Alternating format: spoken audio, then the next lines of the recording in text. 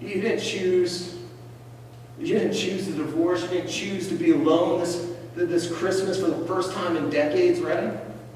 You certainly didn't choose the death of a loved one, facing with an empty chair this Christmas. You didn't choose the sickness that's eating away your body, ripping years off your life. But if Christmas reminds us of anything, if it reminds us that the places we didn't choose, listen, are sometimes the places God most powerfully uses. It's the very places God has a way of most powerfully showing up. See what you got to get, part of the promise of Christmas is, you got to understand, it's not the absence of pain, but it's the presence of God. It's not the absence of struggle. It's not the absence of difficulty. It's not the absence of hard times. It's this promise that God is with you. God is present. No matter what you're faced with, no matter what you're going through, no matter what you're up against. I like how the psalmist puts it. He says, He's an ever-present help in times of trouble. In other words, you've got to understand your current location can never disqualify you from His constant love. He'll always show up. That's what the incarnation means. It's that He shows up. God dwelled among us. He invaded our darkness. He came to our place of frustration and rejection and opposition. And that's exactly what we see in this story. Again, Luke 2:6 says, while they were there, the time came. And notice when He showed up. Not after they left. Not after they moved on, not after they got it all together. I know I should get right with God. It's been a long time. I've got to get all this stuff figured out. I've got to get all this stuff all together. I've got to get out of Bethlehem. We sit there and we think, well, after, God can show up and God wants to show up and I'll open my life up to Him to show up in my life after I deal with this addiction, after I get my stuff figured out, after I get the marriage right, after I do all this stuff. In our mind, we think like New Year's me, like God can love New Year's me after I've made some changes, after I've done some things right. That's when God can show up. That's when God can do something. But again, catch this. Again, notice verse 6 says, wow, while they were there, I just want to encourage somebody, maybe dare you, that while you're here, because let us be honest, again, you didn't choose there.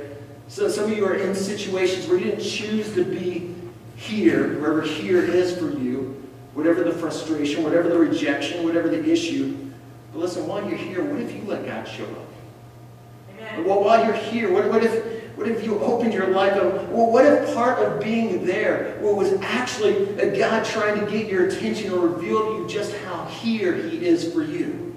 And what if maybe God set things in order? What if maybe the reason you're here tonight is that this is your moment, right in the middle of your right in the middle of your frustration, right in the middle of your rejection, right in the middle of your stuff, that God is showing up and trying to get your attention and shine a light, and that this is the moment that Jesus so desperately wants to become real for you. This is the moment that He so desperately wants you to discover the reality of His grace for you, to experience real change in you.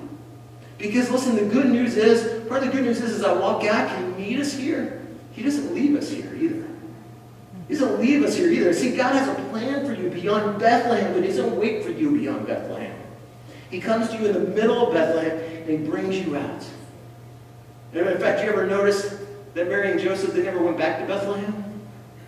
They never went back there. They never decided to go back. Why? Because it stunk. Why? Because it was terrible. Why? Because they didn't want to be there in the first place. But listen, you don't wait until you get out before you get right with God. You don't wait to get your act all together, get things figured out. You don't wait until you get out of Bethlehem for faith to be birthed. You don't wait to get out of there, wherever there is, before God can show up powerfully in your life. And I just came to tell somebody tonight that the time is now. The time has come for you to find hope again, to find joy again, to find freedom again.